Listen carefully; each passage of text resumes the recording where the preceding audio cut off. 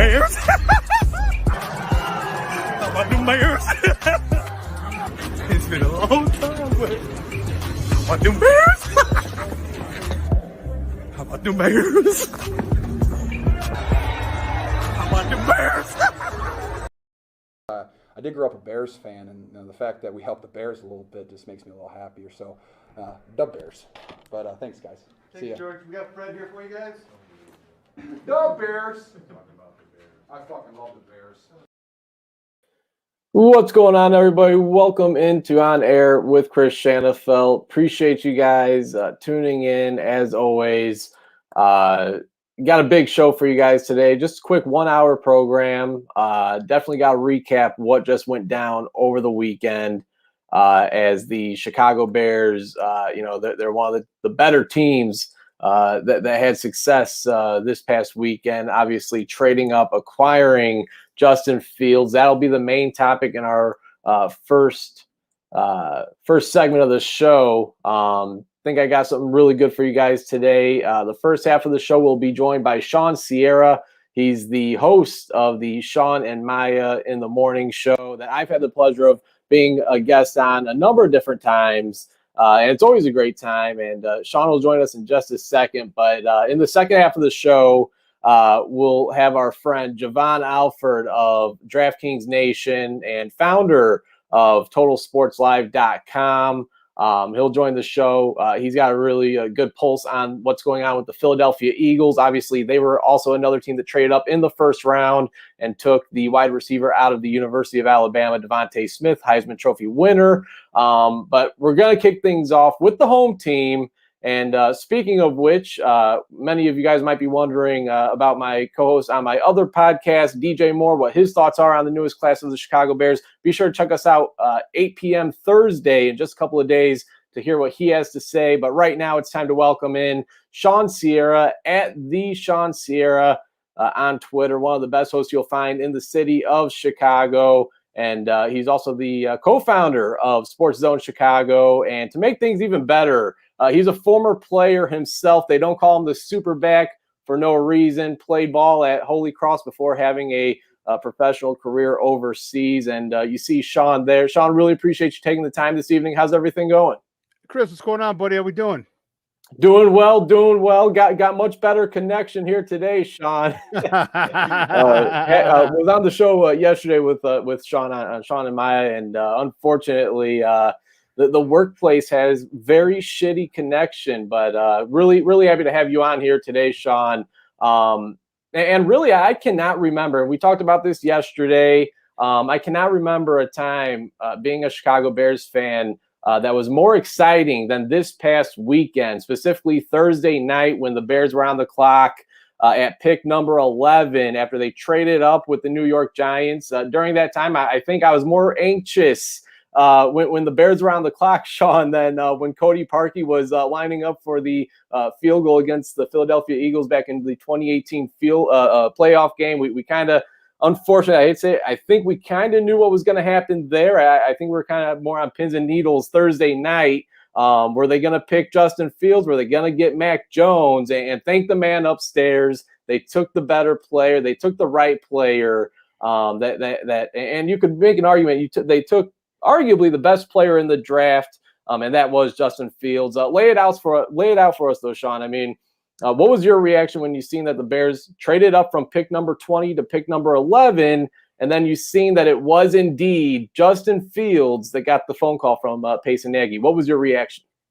Well, first I was I was stunned, all right, because I knew once they said there's been a trade and the Bears logo came up on the screen, and I said, oh man, okay, so now we got a quarterback. So here it is, and there'd been a lot of talk about Mac Jones of the Bears, and blah, blah, blah, blah, blah, blah. I'm okay with Mac Jones, but I really wanted Justin Fields. And, being a Bear fan, we have a lot of history that's rooted in self-doubt. Okay. We were in this scenario, just 4 years ago. Okay. Where we had the number 3 pick. Okay. And we traded up to the number 2 pick. Okay, to get a quarterback, and we had all the quarterbacks we wanted, and everyone. We had Mahomes, we had Watson. We had Deshaun Kaiser. Let's not forget Deshaun Kaiser was he was coming out of Notre Dame at that same draft. And we're like, okay, let's get it. I thought Deshaun Watson. Obviously, we got let down big time. We've seen what's happened over the 4 years. So we fast forward to Thursday, and I'm like, just don't make that same mistake. Don't make that same mistake. You know what? Justin Fields is there. The kid's a stud. He's a monster. Get him. Please get him. And you know, when the guy went up there, the presenter, it was good. I really liked him. He said, my Chicago Bears select, and that, you know, and I'm like, I'm waiting. And just like everyone in Bear Nation, I think when he said my Chicago Bears select, it was like doom, doom, doom, doom, doom, doom, doom, doom, just slow. And you can hear a pin drop because we're all waiting like Mac Jones, Justin Fields, Mac Jones, Justin Fields, Mac Jones, Justin Fields. Who are we taking? Who are we taking? Who are we taking? And that seemed like forever. And when he said Justin Fields, I let out a huge scream. I was happier than a pig in slop. Let me tell you that I believe we made the right choice. And I think we have, you know, arguably the best player in the draft. Yeah, you know, Shawn, and I think if the pick was Mac Jones, I don't think our friend Carlos, who announced the pick, would have said my Chicago Bears. True. Yeah, I think you're right. I mean, there was a lot to be proud of announcing that pick, and you know, he's made the media rounds. He was on 670 The Score yesterday. He was on ESPN 1000 today, and you know, he's actually got the draft card, which I think is very cool. Oh wow. Yeah, right. So now you look at the quarterback depth chart here in Chicago, Shawn. Let's not forget you got QB1, Andy Dalton. You still got Nick Foles. He's on your roster, guaranteed $9 million this season. And then there's Justin Fields. And just saying that, I mean, I still got to like pinch myself to make sure I'm not dreaming. I can't believe the Bears did not mess this one up.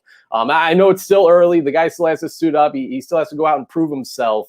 But I mean, that was a ballsy thing to do this past weekend. And I'm just shocked that first and foremost, the Bears had enough and were able to go out and move up 9 spots to select Justin Fields. But what approach do you see Matt Nagy taking with Fields, though, Shawn? I mean, I was on your show yesterday and I said, I hope they take the Pete Carroll and the Seattle Seahawks approach, what they did years ago. You know, they signed Matt Flynn to a big free agent contract. And then in the 3rd round that same offseason, they draft Russell Wilson. And you know, with Matt Flynn, I mean, he was on a 3-4 year deal. You got Andy Dalton, who, yeah, you're already committed to saying he's QB1. Of course, this was before the draft.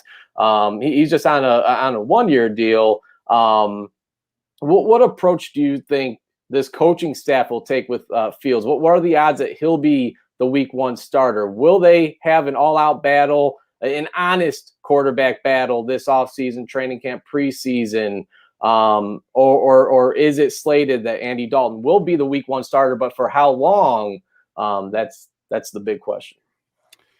I really hope he doesn't start week 1 unless he blows them out of the water the preseason. Okay. The issue, they're on common ground in that, you know, everyone would like the situation that they had in Kansas City where Alex Smith was the incumbent and then they drafted Patrick Mahomes. But Alex Smith had been part of that system for a while. Alex system had run that. That wasn't his first year. Okay. So he knew the system very well. So it was very easy for Patrick Mahomes to come in and sit behind him for a year and watch a guy who's been running that system run it.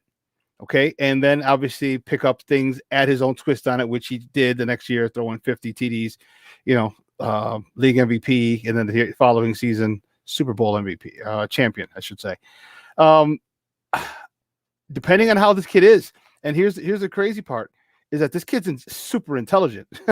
You know, he is super intelligent. You know, there was an aptitude test given to players and he scored the high. He had a perfect score. So the more than, I think, 3,600 athletes, I think they gave it to, if I'm not mistaken, and he had a perfect score, which is it measures your cognition and your ability to retain, and you know, so you give him a playbook. Hey, this guy might be able to pick it up quickly. Ideally, I would love for him to sit 3/4 of the season, okay, and at that point reevaluate. But if he comes out of the gate throwing the rock and literally commanding this offense, then I don't see why you don't start him. I would love Andy Dalton to start him. Be QB1 for the first week, I would love for them to say, hey, listen, you get a series in the first half, you get a series in the second half. Okay, in game one, okay, then moving on. Keep giving him a series. But if this guy, starts, these series turn into 12 play touchdown drives, he might have to start getting 2 series, and then you might have to revisit that conversation about who's QB1. But I definitely don't need it rushed. I think they need to be very cautious with this. And the one thing you don't want to do is you don't want to get him in too early and destroy his confidence. Okay, you just don't want to do that. It doesn't matter who you are. You're stepping to the next level. I know you played at Ohio State. I know you played against the best competition. He actually outplayed Trevor Lawrence in the college football playoffs. But even at that point, you're still not in the NFL. That speed is still different. It's a lot faster in the NFL. Although the jump from Big Ten football and the college football playoff to the NFL isn't going to be as great as if you played, if you didn't get to the college football playoffs or you played in a smaller conference. So to make a long story longer, let's not make him week 1 starter. Just say, hey, listen, we'll revisit it after you have 1 or 2 series per game. Okay, unless he literally just takes the job from him in training camp, which is a possibility. Yeah, and you mentioned the whole Alex Smith and Pat Mahomes. Pat Mahomes only got 1 start his rookie year. I think it was the final week of the season. Yeah, right. Yep. And of course, Matt Nagy was a part of that staff. And then you see what Mahomes was able to do, once he got more familiar with that playbook, more familiar with that offense. I'm still not sure that we've seen that offense here in Chicago, the Matt Nagy offense, because of who we've had under center. Mitch Trubisky, seen some Nick Foles last year. But, so it might just take some time. And you know what? It'll be well worth the wait, no doubt about it. I think it was Thursday night, Shawn, maybe Friday morning after the draft. I seen you had a post, and I got to get your thoughts. I know Jack Silverman, he has a great piece on Windy City Gridiron relating to this subject, and it goes into detail on the lack of opportunities that this franchise, the Chicago Bears, have given to black quarterbacks throughout the years. And, they've really only had 1 true African-American starting quarterback, and that was Vince Evans, dating back to the late 70s, early 80s. Yeah, exactly. And I believe 32 starts he had at quarterback for the franchise. Not even talking about the on-the-field impact that Justin Fields could have, Shawn, but the off-the-field impact. I mean, how big of a move was this to bring quarterback Justin Fields to Chicago? It was huge. It was huge because let's be honest. Representation is everything. Okay, and you're inspiring a whole bunch of people, and the Chicago Bears are a charter franchise here in the NFL. And when their inability, their refusal to draft the black quarterback. Now they've signed plenty. They've signed Slash, Cordell Stewart. They've had Moses Moreno. They've had other black quarterbacks. Okay, but when you draft someone as opposed to signing someone, you can sign them and let them go in a year. Next year at the end of the season, you're done. Okay, but when you draft someone, you're using draft capital to acquire them, but also it means you're going to pour your resources into them, okay, to make them or to develop them and be a productive member of your squad. They hadn't done that, and even when the switch, when black quarterbacks became such a dominant weapon, okay, the dual threat quarterbacks, and not even necessarily dual threat, but when it became a dominant force in the NFL at the quarterback position, the Bears still didn't draft one, okay. I think it's important because when you have athletes like this, what it does it sends a message to kids here in Chicago, that wow, I can be that someday. Okay, I can be for a long time, if you're a black quarterback, you knew you weren't going to be a quarterback of the Chicago Bears. You weren't going to get drafted. Okay, you might get signed later in your career. Okay, but maybe they'll take a chance on you as an undrafted free agent. But they're not going to use draft capital on you and to be a quarterback in your hometown. So it's a huge deal, and I just, I had a couple, I posted about it and people were asking me why, race shouldn't matter. I'm like, no, I said, unfortunately, you're right. It shouldn't, but it does. And it shows that they're rolling with the times. Okay. He's a dual threat quarterback. See, there's a big difference. Here's the thing about Justin Fields. There's a lot of quarterbacks who are athletes who can run, who are good scrambling quarterbacks who can pass. Okay. Justin Fields is a passing quarterback who can run. That's a big difference. Okay. He can sit back there in the pocket. Okay. Move around in the pocket, buy some time in the pocket and hit a receiver. Okay. But his first instinct isn't necessarily to run. He just can, and he can run very, very fast and get out of a lot of trouble. So that's the thing that people have to understand, that he's a passing quarterback that can run, and that's huge for this team, for this organization, and spells trouble for a lot of defenses. Yeah, I mean, in my opinion, the best deep ball that there was in the draft at the quarterback position. Hands down. And, Shawn, you can make an argument that he didn't run enough at the college level. There were some times where maybe he held onto the ball a little too much, looking down the field a little too much, and before you knew it, he was getting tackled where maybe he could have scrambled and gotten a 5, 8, 10-yard play. Again, we're chatting with Shawn Sierra, host of Shawn and Maya in the Morning, co-founder of Sports Zone Chicago. And Shawn, looking at some of the other picks, as bad as the quarterback position was and has been for this team, last season, this offensive line did them no favors, and they addressed it by trading up yet again in the second round by taking tackle out of Oklahoma State, Tevin Jenkins. Many, including myself, thought that was going to be their guy at pick number 20. They get him almost 20 picks later. They get him at pick 39. And then in the fifth round, they take Larry Borum, another tackle out of University of Missouri. I have a feeling both of these guys are going to be asked to have a role on this team pretty early on. And yesterday's move, the release of Charles Leno Jr., I think that only makes it more likely. Is Tevin Jenkins this team's new starting left tackle? Oh yeah. The Bears did something, and I've been very critical of Ryan Pace in his tenure here in Chicago, and I'm not a big Pace fan to begin with.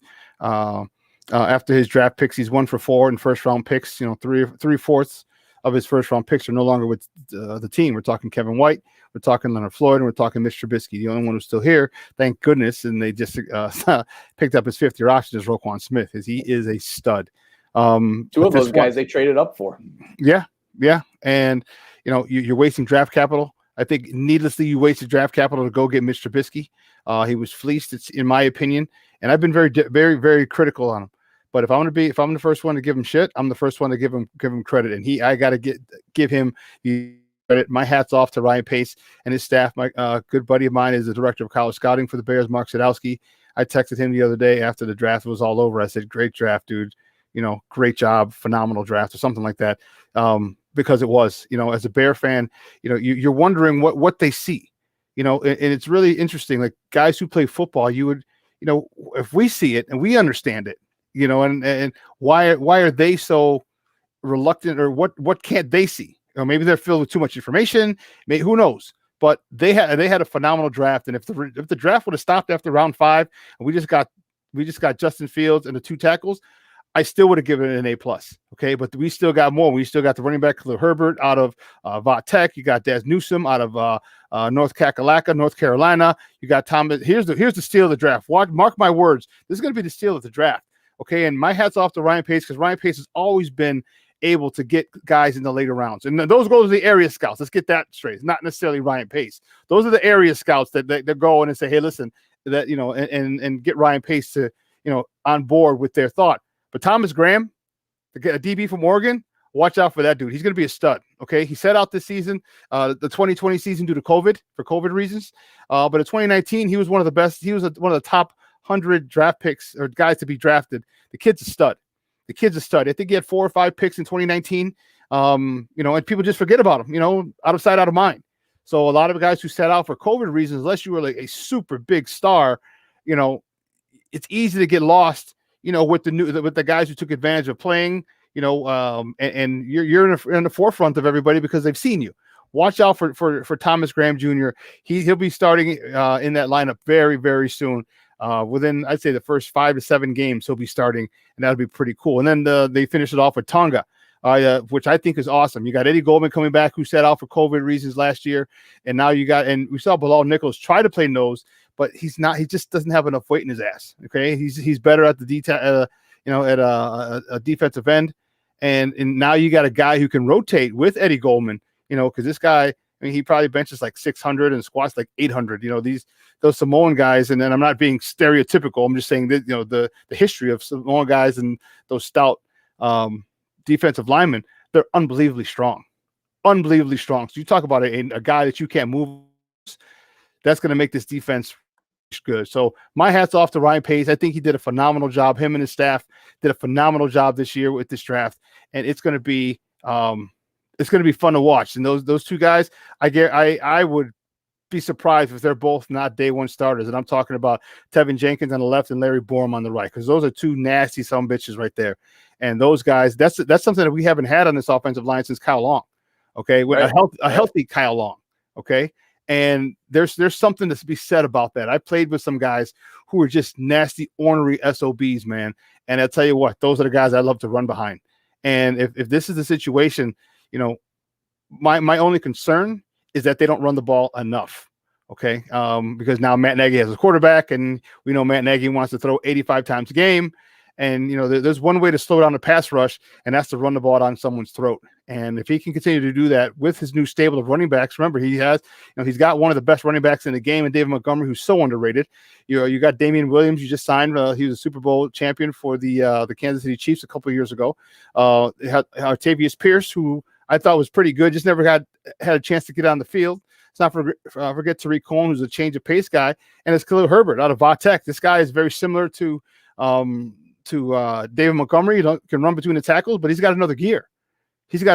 So there's a nice stable at running back there, and I hope Matt Nagy uses that to help set it up, because if you're able to gash a team, with the run, there's no way on God's green earth that you're going after the quarterback first, as opposed to, because now there's an old saying. If you're a D lineman, know this, but there's an old saying, it's called, you have to earn the right to rush the passer, which means you have to stop that run. And once you stop the run, then you can go after the pass, because then they're going to have to pass because they're stuck. But if you can't stop the run, you haven't earned the right, and this is going to buy a lot of time for these offensive linemen, which is going to make it a lot easier for Tevin Jenkins and Larry Borum to get acclimated when you're running the ball, because that's what they want to do to begin with. You ask any old lineman, do they want to run or do they want to pass block? They want to run the ball, because they want to impose their will on everybody and on their opponent. And so I think they're going to be day one starters. I think it's going to be awesome for them with that awesome stable of running backs they have behind them. Yeah, and the focus this year was more so on the offensive side of the ball with the quarterback, the two offensive linemen. You mentioned it. They also took Khalil Herbert in the 4th round, wide receiver Daz Newsome in the 6th round. And then today the Bears made a little bit of news. They signed former Patriots wide receiver Damiere Byrd to a 1-year deal. He's a speedster, 4.28 40 guy. They're certainly bringing a lot of speed to the offensive side of the ball, as well as competition as well at wide receiver. Shawn, remember they signed veteran Marquise Goodwin, another 4.2 4.3 guy, an established veteran as well. I mean, he was looked at as a pretty big signing a year ago for the Philadelphia Eagles before he opted out due to the COVID-19. So they brought him in a couple of weeks ago. They bring in Damiere Byrd today. They draft Daz Newsome. Let's not forget Darnell Mooney, the rookie extraordinaire, 5th round draft pick from a year ago. I got to ask, though, I mean, this is a player that the Bears invested quite a bit in. I'm not talking about Darnell Mooney, Shawn, but Anthony Miller. The last couple of years have been disappointing. He had a standout rookie season. He led the team in touchdown receptions. We all know how his season ended last year against the New Orleans Saints with number 22, Chauncey Gardner-Johnson. He gets ejected. Looks like he has a few choice words with Matt Nagy on the sidelines before going back to the locker room. Are you expecting Anthony Miller to be a part of this team come the fall? I thought that the best chance of him not being on the team was going to be draft weekend. Maybe they'd get a deal figured out then.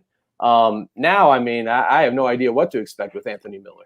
That's a good question. I'm a little torn. I thought without him being moved, I thought, okay, they've given him another shot, but they've signed a couple of little speedsters, to play in that slot. And I don't know, maybe they're going to see what they can get for for him later. Okay, maybe hold on, because there's always going to be injuries. It's the NFL, so guys get hurt. If you want a guy, a youngster who's still on his rookie deal who can be productive, they might trade him for draft capital. Okay, you might trade him for a couple of picks. And let's not forget, you still have Nick Foles on the team. Okay, you can package Nick Foles and an Anthony Miller, to a team and get a pretty good haul. Maybe a second. Maybe I don't even want to say a first, but it's possible. It depends on what other teams need. So I don't know if we're going to see him in a Bears uniform. If he does, he better thank the good Lord he got a stay of execution, because I believe his play has diminished. I believe he's one of those guys who's read his press clippings. I think after his successful freshman campaign, he just kind of took things for granted, in my opinion. I just didn't see that hustle. I didn't see the desire. I saw a lot of pouting, a lot of bitching and moaning. If the ball wasn't thrown at him, he would pout. He'd walk off the field. He wouldn't block. Those are the selfish type of things that you can't have on the field. And I understand you want to get the ball and you want to make plays, but you know what? That needs to be handled in the film room. That needs to be handled in practice. That needs to be handled between you, your quarterback, and your coach and your offensive coordinator, saying, "Hey, listen, I'm open. Damn it, give me the ball." Don't have such demonstrative displays on the field of disgust because you didn't get the ball. You look like a little spoiled brat, and I think that was a big issue. So if he's still on this team, he better thank his lucky stars that he got a stay of execution. Especially knowing what we knew heading into that playoff game about Chauncey Gardner-Johnson. I mean, what he just went through with Javon Wims, and very disappointing just thinking back to it. One more thing, and then I'll let you go, Shawn. Really do appreciate you taking the time this evening. No problem. You touched on it a second ago, but it's funny. We spent all this time basically just talking about the offensive side of the football. Looking at the defense, they did draft a corner, as you mentioned, Thomas Graham of Oregon, as well as a defensive tackle, Kairos Tonga of BYU in the 6th and 7th round. Many look at this team's list of cornerbacks and call it the weak spot of the defense, maybe the weakest spot of the team now. A lot of people pegged the Bears, drafting a cornerback if they stayed at number 20. Maybe Caleb Farley of Virginia Tech ended up going to the Tennessee Titans. But, especially after releasing Kyle Fuller, are you confident in a veteran like Desmond Trufant to step in and fill that role? Obviously, health will be key for him. You mentioned you are confident in Thomas Graham. He'll be starting by week 5, week 6. Do you think that'll be on the outside? Will he be starting at nickelback? That's a position that, has a lot of people concerned as well. They do have Duke Shelley. They do have last year's 5th round pick. The corner from Georgia Southern, his name's slipping my mind. But, are you worried at that position at all? Or does the lack of depth, have you concerned at all at that position? No, I'm not worried about it. I really would have liked for them to have kept Kyle Fuller. Unfortunately, they didn't. All right, they cut him, and as much as I wanted him here, we have to deal with the reality of the situation. That is that he's gone. I'm okay with it. Marcus Trufant is a guy who's coming off an injury. He's a guy who's got a chip on his shoulder, and to me, those are the kind of guys you want. Especially, he's got a 1-year deal, and for me, he's playing for a contract. So his contract won't be here in Chicago, but he's going to put on tape, what he wants. So I expect him to come out and do very, very well. And as far as Graham, I expect him to take over that slot position, the slot corner, before moving to the outside eventually, once I believe Marcus Trufant, or if Marcus Trufant gets hurt, or if Marcus Trufant doesn't live up to, the standards that are being set, then I think he has a good chance. Don't forget, we still got the, was it Trey Roberson, kid from Canada? That's right. You got him, and he had some injuries last year, and he was killing it up there in Canada. So they've got some competition in the DB in the cornerback room, and there's nothing but great stuff that can come out of competition. And that's what you did. When you drafted these 2 offensive linemen, that's what you did when you drafted Tonga. And that's what you need to do. And that's what you did when you drafted these cornerbacks and signed all these cornerbacks. Get them. The more you compete, it brings out the best in you, it brings out the best in your team, and it's the best thing for the team. So I'm not too worried about the cornerback position, even though they're young. You still got Trufant there on one side, who's a veteran, who can help ease that transition and kind of take a lot of load off of Graham. So we'll see how it plays out. And you mentioned Trey Roberson, former CFL standout, and they also, for whatever it's worth, they did bring back Artie Burns as well, who unfortunately tore his ACL last year, has dealt with injuries all throughout his career. Former 1st-round pick of the Pittsburgh Steelers. We'll see. Shawn, I really do appreciate you taking the time, man. You do a fantastic job with your program. Always an honor when I get the invite. Please let the listeners know where they can check your workout at. And before I forget, I seen the post right before we hopped on. You'll be hosting the Chicago Clubhouse podcast where you'll be joined by former Chicago Bear Jason McKee tomorrow night as well. Is that right? Yes, it is. That is. The guys over at Chicago Clubhouse. We're trying to pull resources. There's a lot of guys here in and around the Chicagoland area who are doing things, and we have people on our shows all the time just to cross promote, and it's going to be fun. I'll be hosted with Jason McKee tomorrow at 8:00. So make sure you check it out, Chicago Clubhouse Podcast on Facebook. But if you want to find me, it's right there on the screen at the Shawn Sierra on Facebook, Twitter, Instagram, and Snapchat, all 4 of those platforms. Make sure you follow Shawn and Maya in the morning on Facebook. And then please follow Sports Zone Chicago on Facebook. Follow Sports Zone Chicago on YouTube. Just go to YouTube, type in Sports Zone Chicago, click the subscribe button.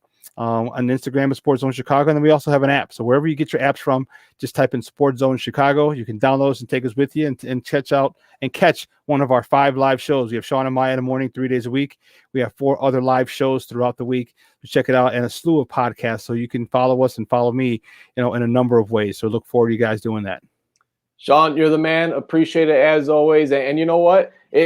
For nothing else, or if you got 10, 15 seconds to spare, tune in to Shawn and Maya in the morning. I mean, this guy gives the best intros day in and day out, no doubt about it. Tequila Tuesday, Taco Tuesday tonight, Shawn. Really appreciate it as always, and have a good rest of your night, man. All right, Christian. Thanks a lot for having me on, buddy. I appreciate it.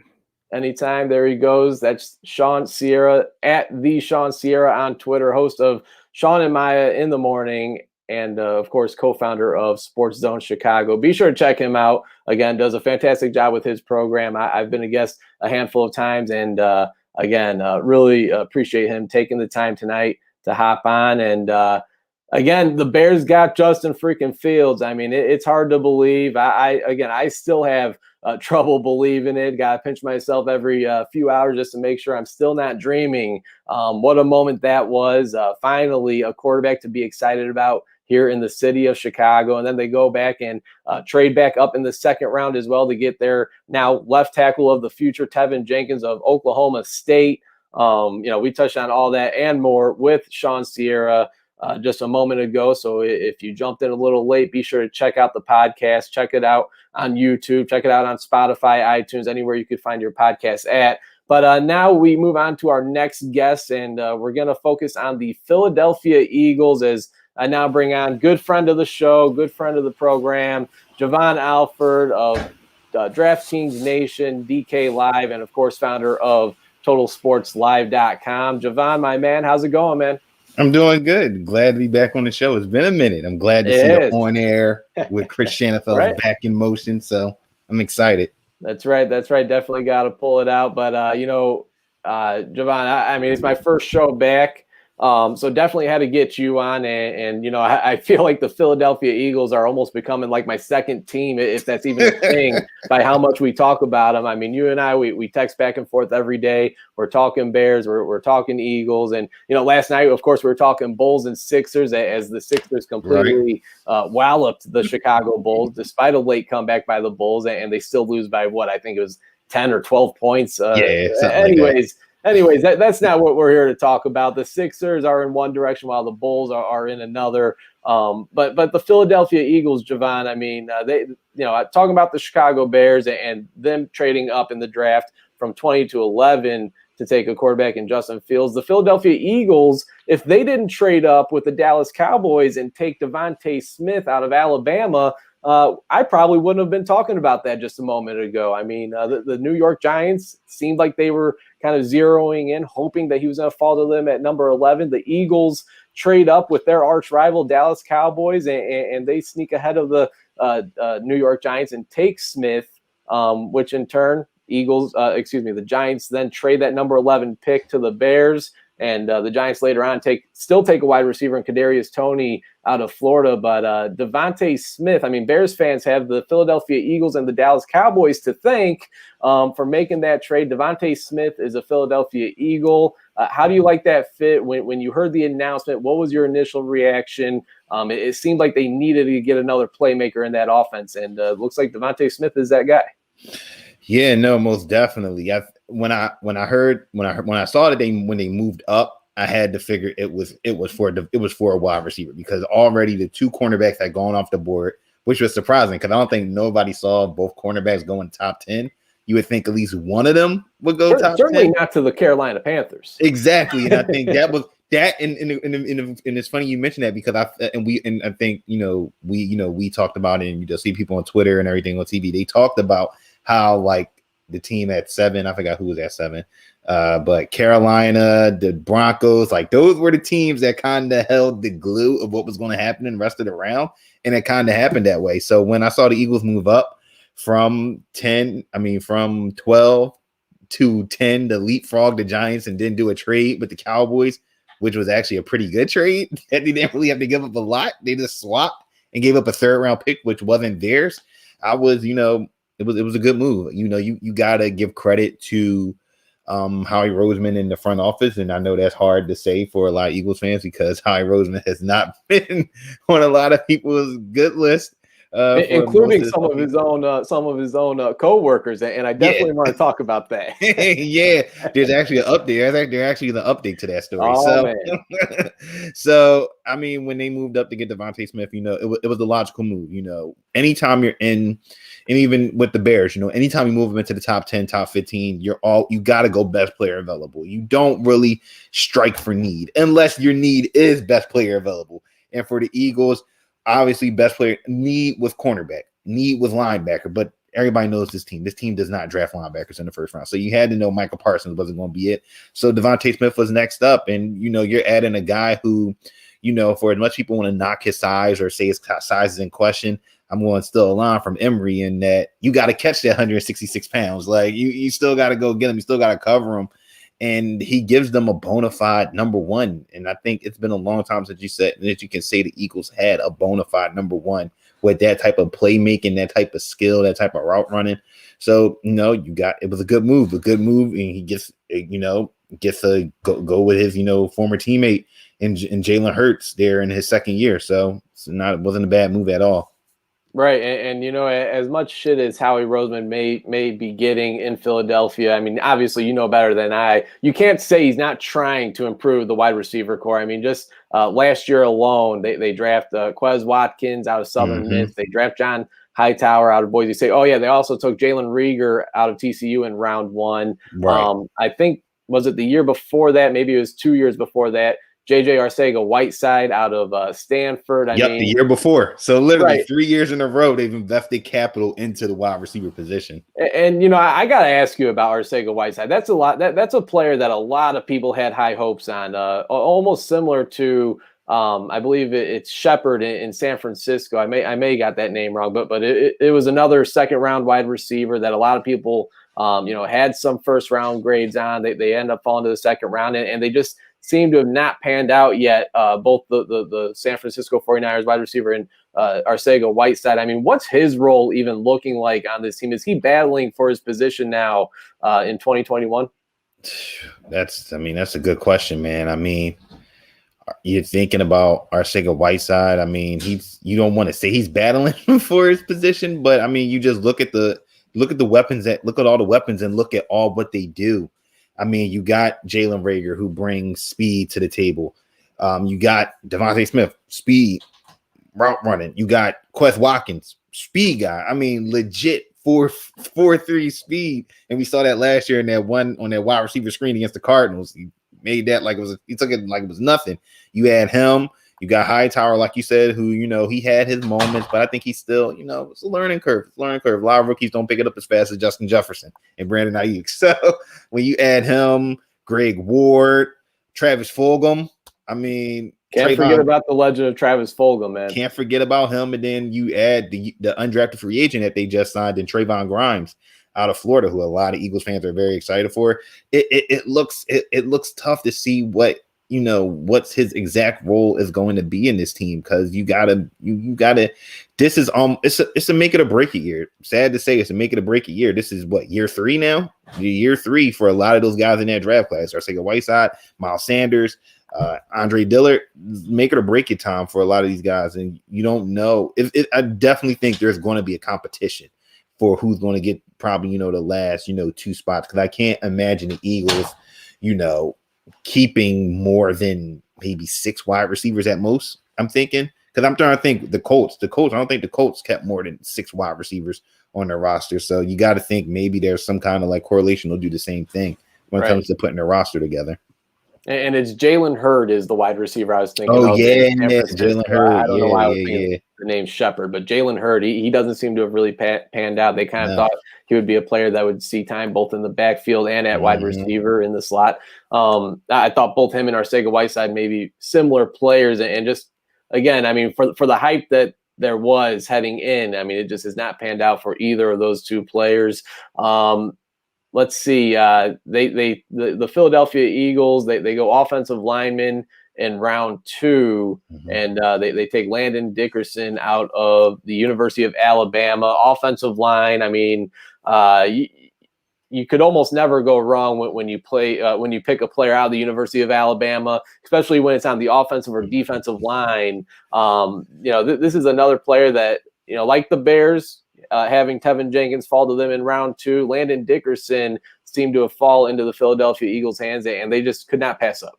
No, for sure. I mean, you read things, online that said, if Landon Dickerson, wasn't hurt, this is a guy that had a first-round grade for a lot of scouts. So when you can get that type of talent in the second round, and weirdly enough, I forgot who I was saying it to, weirdly enough, when the Eagles took Dickerson, it was like that's when like a whole run on like offensive linemen started just coming off the board automatically. And by the time we got to round 3, that same dearth of talent really wasn't there that was in the second round. So I think for them to get Dickerson, a lot of Eagles fans weren't really happy with the move, because it's like you got to hold that linebacker.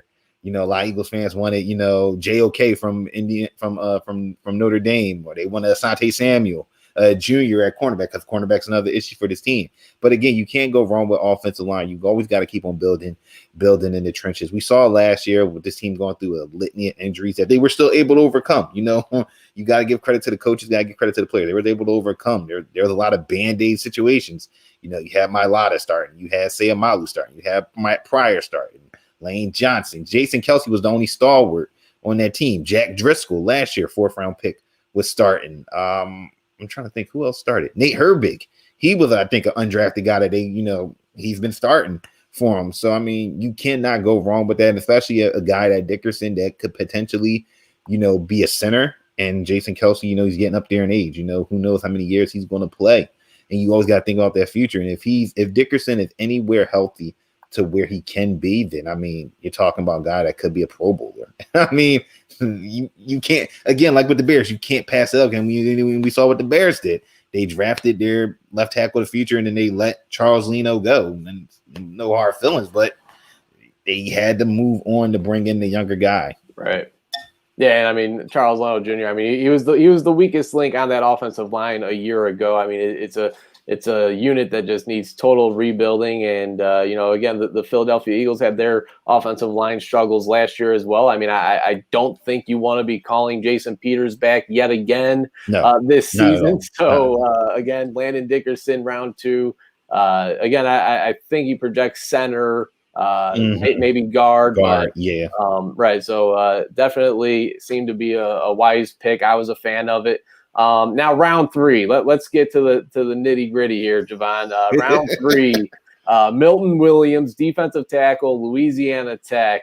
And then of course after the announcement, the camera shows, and I should have prepared better for this. I should have just had the video so we could play it, but instead I'll explain. The camera shows Howie Roseman. He's going, giving fist bumps, high fives to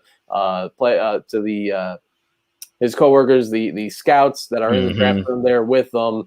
And there's one specific scout, I believe it was the last one that he kind of went in there to give Nux to. Let's see, senior football advisor Tom Donahue looked like he had no interest at all. Almost had to be talked into even reaching his hand out to dap up Howie Roseman. What is all that about? I mean, you said it. We got an update on this situation. Let's hear it. All right. So Jeff McClain of the Enquirer tweeted out this morning, because Howie Roseman was on the radio here in Philly, and it said Howie Roseman said on WIP that Tom Donahue wanted North Carolina State defensive tackle Aleem McNeil. When the Eagles traded back from Milton Williams, Aleem McNeil went to the Detroit Lions a couple picks before the Eagles. He says can confirm from two independent sources that was the case, but he wasn't the only one who wanted McNeil. Donahoe also thought another 6th-round pick was needless because the Eagles also had like 4 6-rounders in the six. They had 4 picks in the 6th round, so probably thought it was pointless. But the Eagles didn't use all 4 picks in the 6th round because they used one to actually trade to get. They actually used that, and I think something else to trade to get a 5th rounder in next year's draft. So I mean, kind of worked out in both cases. Maybe he was one, or maybe he kind of knew that they were going to do that eventually. Maybe he's like, hey, why didn't you offer that 6th-round pick? Maybe go up a couple spots and get our guy there from North Carolina State. Right, yeah, for sure. But I mean, even getting a guy like Milton Williams, this is a guy who I think Emory in his draft guide, I think he had him as like his number 3 defensive tackle in his in his draft guide. And this is a guy who can, he's versatile. He can play defensive end, defensive tackle. He's like almost comparable to Malik Jackson. Malik Jackson is not just the DT. He can also put him out on the edge at defensive end. And this is an Eagles team that kind of is in need of depth on the defensive line, the defensive tackle. I mean, you have Fletcher Cox there, but Fletcher Cox is getting older. You do have Javon Hargrave, who played good last season, but since he doesn't have like the wild stats, it won't be like, oh man, he had a great season. But he had a good season. But then after that, you're talking about, I want to say Hassan Ridgeway, who's been solid, and then I can't tell you anybody else who's on that. I was going to wait to bring it up, Javon, but while you're talking D-line, let's go ahead and bring it up. They got a couple guys later in the draft, round 6, Taryn Jackson of Coastal Carolina. He was the guy that just had a stellar season there for the Chanticleers, and it was a stellar season in total for the team in general there. But he was a big part of that defense, had a great Senior Bowl week as well. I mean, if you think of what like a gladiator would look like, I mean, it would be this guy, Taryn Jackson. They're able to get him at pick 191. And then even later in the draft, they get another one of my favorites in Patrick Johnson of Tulane. Now, I'm not exactly sure if he's going to be a guy that's going to be playing with his hand in the dirt or not. I know he's a little on the lean side in terms of just putting him on the D line, but they could probably make it work if need be. But anyways, Patrick Johnson of Tulane, Taryn Jackson of Coastal Carolina. Like you said, not a ton of depth on the defensive line, but you take these guys and maybe you could strike gold on one, if not both of them. And that's all you're looking for in day 3. You're looking for guys that may have fallen down the board you didn't think would fall down the board, and you hope that you can turn them into something, turn them into rotational pieces. We know on the defensive line, just like the offensive line, somebody's destined to get hurt. It's always going to happen. So you got to have the next guy up, next man up mentality. And for the Eagles, they really put a lot of picks into their defensive line depth, which you have to because the line is getting older. I mean, like I said, Fletcher Cox is up there in age. Brandon Graham's up there in age. You got to make a contract decision on Derek Barnett. I think he's going to be a free agent coming up. So you got to make a decision there. Josh Sweat, he's been playing well as a very good rotational piece. Another guy fell down the draft board. I think he was drafted in the 4th round a few years ago. A guy that had injuries, but now he's turned into a good rotational defensive end that gets sacks. And I think, honestly, Patrick Johnson and Taryn Jackson could be the same way, like a Josh Sweat, a guy that you just put him out on the edge in a rotation and go pin his ears back and just say, go get the quarterback and just let them go do that. So I think for them to get them, towards the end, I think that's just tremendous, tremendous value. And I'm excited, and I'm honestly excited to see what those guys do. Because you watch them both play. They have very productive college careers. And, sometimes we look at numbers and stats for like sacks and tackles for loss and be like, that's a little bit overinflated. But for those guys, the talent matches what you see on the field. Right. And, sticking with the defense side of the ball, round 4, Zach McPherson, cornerback out of Texas Tech. You mentioned it. That's a position that a lot of fans were hoping they were going to address in round 1. A lot of fans were hoping they were going to address in round 2. It comes in round 4 with the Texas Tech Raider. I got to be honest with you. I don't know a ton about him, Javon. Since the draft, have you been able to learn much about the Texas Tech cornerback? How do you feel about the pick? Do you think he could be an impact player in 21? I think he will. I think he will be an impact player. I think he'll have an opportunity to play right away. I didn't know much about him either. When I heard it, I said, "Who? Who's Zach McPherson?" So then I had to go. So Darius Slay, Avonte Maddox, and I think that's all the cornerbacks I could name on the Philadelphia Eagles. Yeah, we're talking. We're talking Darius Slay, Avonte Maddox, Kavon Seymour. If he's still on the roster, I'm trying to think who else. There's no Crevon LeBlanc. He's a free agent. Michael Jaquette the third, who was an undrafted guy, and he had to play, and he didn't have that great of a game against the Dallas Cowboys. But I blame coaching for that. You got to give him some over the top help, man. You can't let that man get fried like that. Hey, man, let's pour one out for Crevon LeBlanc. Yes, you got to. The captain himself, Captain Crevon. Never forget. But I think he'll be able to start right away. I mean, like I was watching and reading stuff from Emery, who's been spot on with this stuff.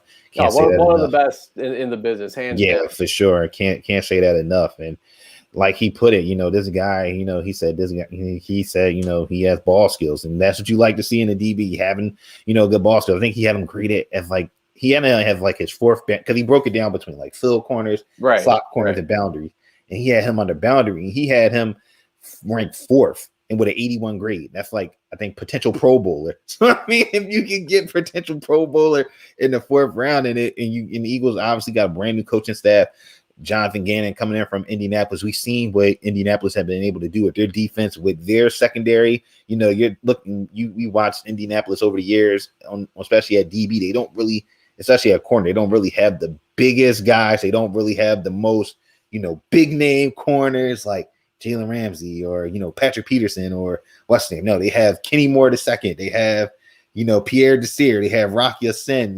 They just have those guys that just make it work. And they play well.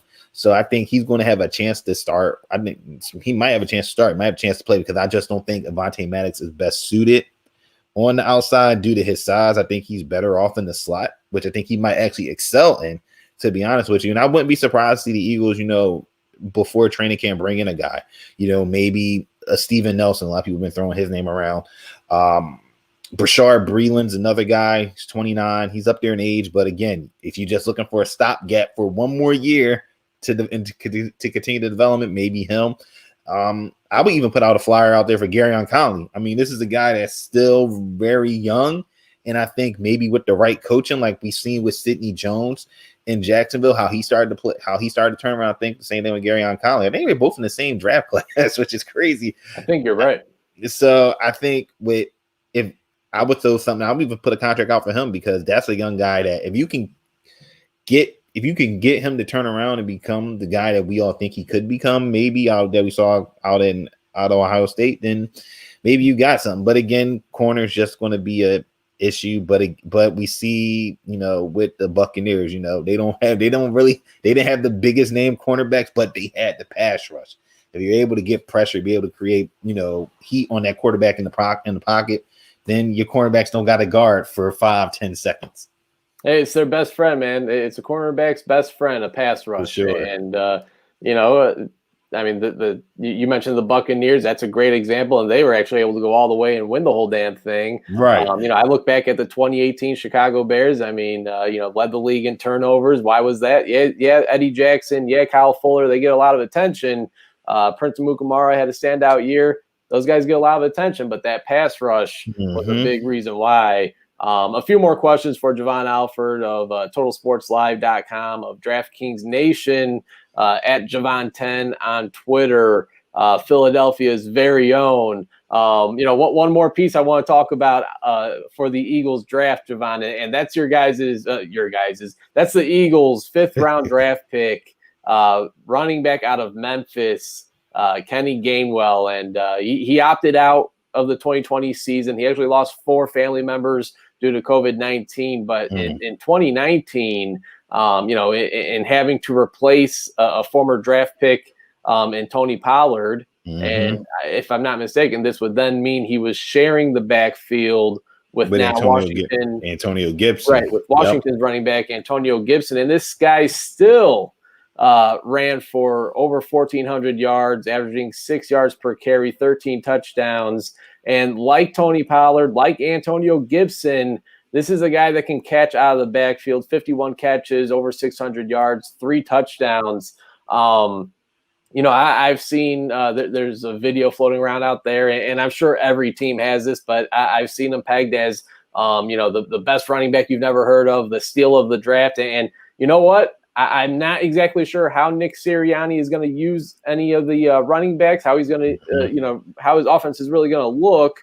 But if you compare it to anything close to what Frank Reich has, or what we've seen out of Doug Peterson in the past, I got to think the running backs are going to have a pretty big impact on this team. You guys already have Miles Sanders, but I mean, to get this guy in the offense, and while Miles Sanders has a break, or God forbid, suffers some type of injury, I think this is a guy that could really step in and have a really big impact. And I think maybe in a year or 2 or 3 that we could be looking back and going, man, how did this guy fall to round 5? I think he's really just a culprit of, he opted out, and teams just wanted to see more of him more recently and what he could do, maybe being the lone back in the backfields for Memphis. And I think that has to be the only reason why he fell to round 5. I don't know any of his testing numbers. Maybe that's a reason as well. I'm not exactly sure. Maybe you could fill me in on that. But how do you feel about this pick, Kenny Gainwell out of Memphis? I mean, the first when I saw them draft Kenny Gainwell, I know they was going to. You had a feeling they were going to take a running back, just didn't know who they were going to take, because it's not. Again, it wasn't like wide receiver, like it's a big position need. But again, you can never hurt to draft a running back, every year or two. To bring in a guy. And with Gainwell, I mean, this is a guy who I immediately thought of Nyheim Hines. Like, we saw how the Colts have used Nyheim Hines, and I think that's the same role that he might have here in Philadelphia. When you have a running back that can, like you said, that can run the ball, which, that's their job. But if they can catch the ball at the backfield, that just brings more to the offense, and it gets you on the field more. I mean, it's going to be the same thing. You can do. Right. It's going to be the same thing with Khalil Herbert, in Chicago. He can run the ball in between the tackles. Like Shawn said, he has that second gear. He can catch the ball at the backfield. He's Herbert's good on special teams. Still, I'm not so sure about Gainwell, but it adds another dynamic to the Eagles, running game, that you already have Miles Sanders. You still got Boston Scott too. So you got him. You got Jordan Howard, who, he's not washed up. He still got a little bit in the tank, still get you them 4 or 5 yards falling down. There you go. He still gets you those yards. And Gainwell, I think, even though, like you said, he might be the guy where he might be the steal of the draft. And I think he falls. And I think a lot of running backs fall. I mean, like I said, we saw Khalil Herbert fall, and I don't think he should have been in the 6th round. Hey, we've seen the Jacksonville Jaguars, they land James Robinson, and they're the only team that offered James Robinson. Right. And not even that, he had to come in and try out. And, he leads the team, has over 1,000 right. yards. Exactly. So you see that type of situation. Like I say, you see Khalil Herbert, you see Kylan Hill, 7th round, 200 something. Who'd have thought?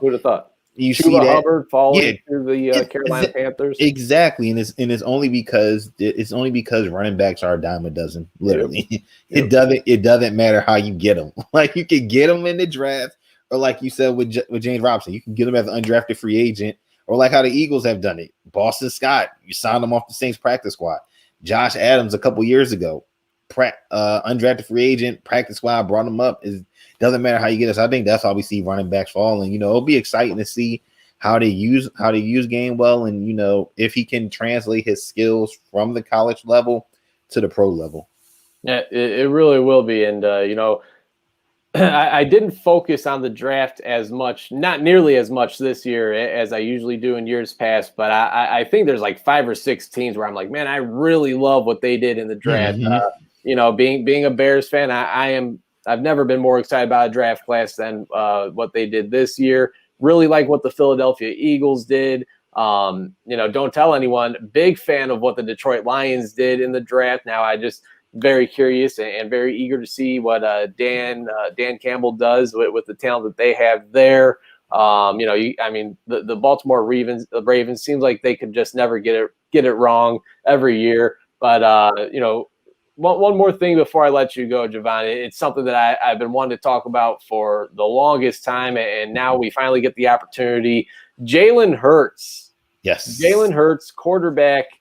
I'm going to say starting quarterback for the Philadelphia Eagles. I don't know why new head coach Nick Sirianni, he doesn't want to commit to him being the starting quarterback.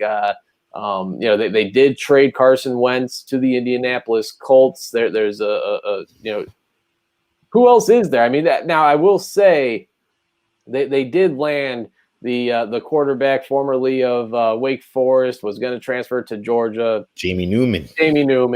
And a lot of people thought that he could be a guy that could sneak in the third, fourth round, and he goes undrafted. I think there's a real chance that he could beat out the former Indiana quarterback. Excuse me, while I forget names of just about everybody, but I think there's a real chance that could be a real battle to look out for. But in terms of the starting quarterback, this is Jalen Hurts' job, right? I mean, why is Nick Sirianni even toying with this? I think it's all wordplay, smoke and mirrors. I mean, when you trade Carson Wentz, you're obviously signaling that the next guy is Jalen Hurts. The same thing when they drafted Carson Wentz, right? They traded Sam Bradford. Chase Daniel was the backup, aka he was the starter for like 2 weeks of preseason. Then obviously Carson Wentz becomes the guy, and it's the same thing here. They trade Wentz.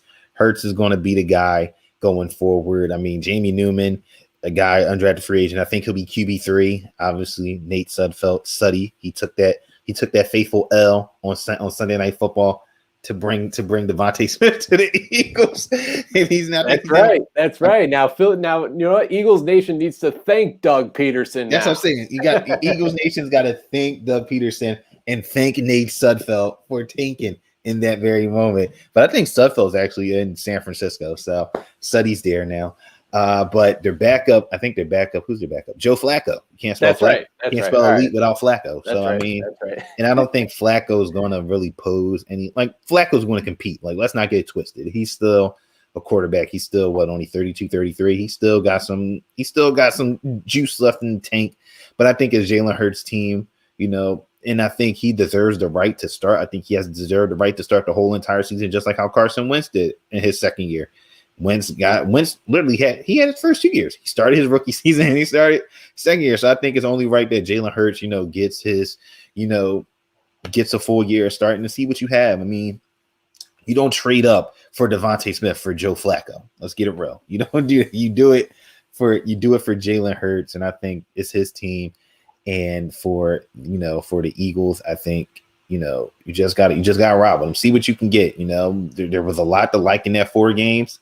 I mean, anybody that watched the Eagles' last 4 games, I don't even care if you were an Eagles fan or not. You cannot tell me that those last 4 games wasn't exciting for what he was doing on the field. Like he sparked something different with that offense. Even the players on the field, it was just something different. Right, and that's what you want to see, and that's what you want, especially from the guy that's your quarterback, your leader, the person that's supposed to lead your franchise. So I think, you got to ride it out with him, see what you get, and and hopefully, you hope for things, work the best. Don't believe the mock drafts in these early 2022 mocks out here that got Malik Willis going to number 6 overall to the Eagles. And don't get me wrong, I like Malik Willis. I think he's a very good quarterback, but let's pump the brakes here and trying to end Jalen Hurts' career already. Right. All right. So finish the sentence. Joe Flacco, 36 years old, by the way. Oh, 36. All right. I made him like 3 years younger. Joe Flacco, week 1 starter. What's the reaction in Philadelphia?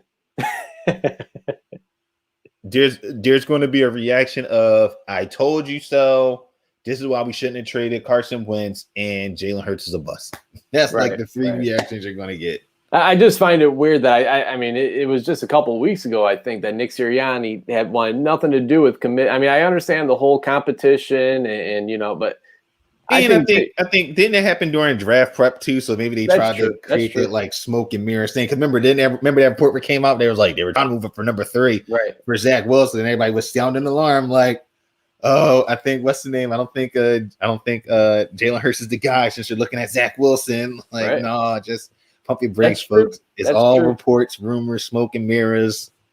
Gives us something to talk about. I hope there's communication, though. I hope there's communication between Nick Sirianni and Jalen Hurts. I hope Jalen Hurts isn't sitting in the back like the rest of us, like, oh, man, this guy for real?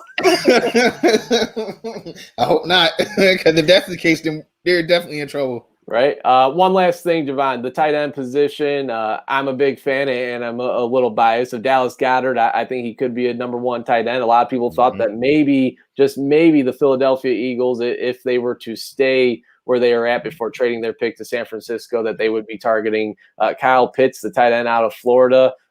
They did not take a tight end at all in this draft class, if I'm not mistaken. But you got Dallas Goedert. There's a lot of rumors surrounding Zach Ertz as well. He's still on the roster. Do they move on from him? Do they trade him? Do they release him? What's the current status on Zach Ertz and the situation with the tight end position? I honestly think when it comes to Zach Ertz, you don't release him because obviously he's still under contract, whatever.